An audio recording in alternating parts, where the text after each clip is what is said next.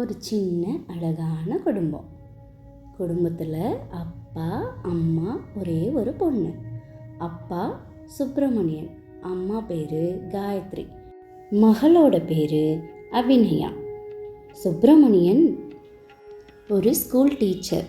அவருக்கு book read பண்ணுறதுலேயும் புதுசாக புக்குகளை வாங்குறதுலேயும் ரொம்ப ஆர்வமாக இருப்பார். அவரோட மனைவி குடும்பத்தை ரொம்ப அன்பாக பார்த்துக்கிற ஒரு நல்ல அம்மா. அவங்களோட பொண்ணை ரொம்ப செல்லமாக வளர்க்குறாங்க 2 பேரும்.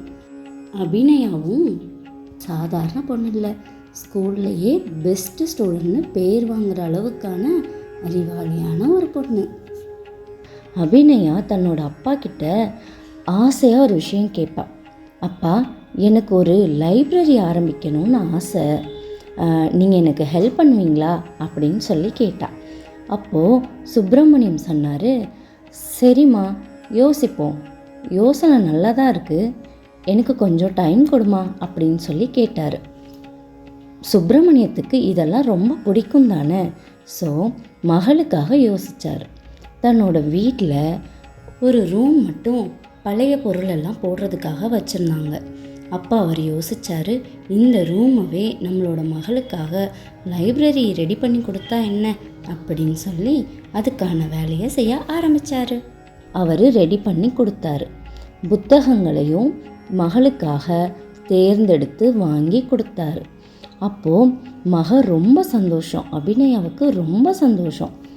சரியப்பா, நான் கேட்டதை செஞ்சு கொடுத்ததுக்கு ரொம்ப தேங்க்யூ அப்பா அப்படின்னு சொல்லி தன்னோட சந்தோஷத்தை அவங்க அப்பா கிட்ட காட்டினா.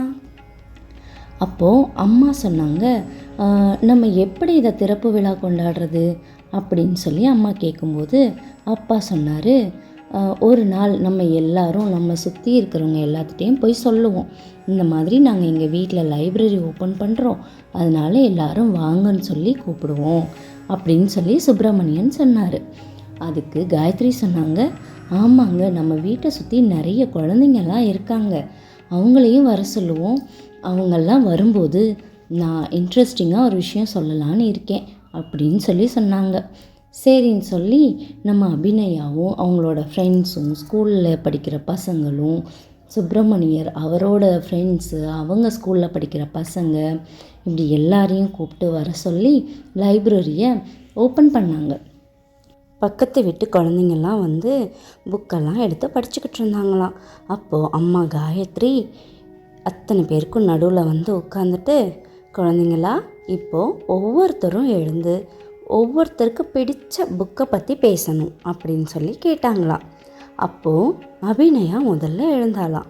எழுந்து, அம்மா, எனக்கு தமிழ் மேலே கொஞ்சம் பற்று அதிகம், அதனால் எனக்கு நல் இலக்கணத்தை பற்றி நான் பேசுகிறேன் அப்படின்னு சொல்லிட்டு பேசினாலாம். மற்ற குழந்தைங்களுக்கெல்லாம் அது ரொம்ப பிடிச்சிருந்துதான்.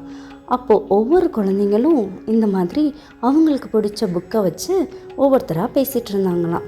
அப்போது அந்த குழந்தைங்களில் ஒரு குழந்தை எந்திரிச்சு நின்று, அம்மா, நீங்கள் சொல்லுங்கள், உங்களுக்கு என்ன புக்கு ரொம்ப பிடிக்கும் அப்படின்னு சொல்லி கேட்டோடனே அம்மா உடனே யோசிக்காமல் தனக்கு பிடிச்ச சமையல் பதிவுகளில் பிடிச்ச புக்கை பார்த்து, எனக்கு இது தான் பிடிக்கும், ஏன்னா எனக்கு இதில் தான் ஆர்வம் அதிகம் அப்படின்னு சொன்னோடனே குழந்தைங்கள்லாம் சேர்ந்து கைத்தட்டி சந்தோஷப்பட்டாங்களாம். கிராம மக்களுக்கு இது ஒரு பெரிய வரமாக கிடச்சிதான் இந்த லைப்ரரி.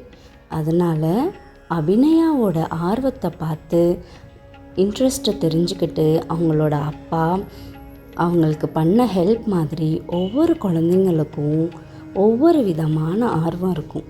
அதை தெரிஞ்சு அவங்களுக்கான எல்லா ஹெல்ப்பும் நம்ம பண்ணுவோம். நன்றி.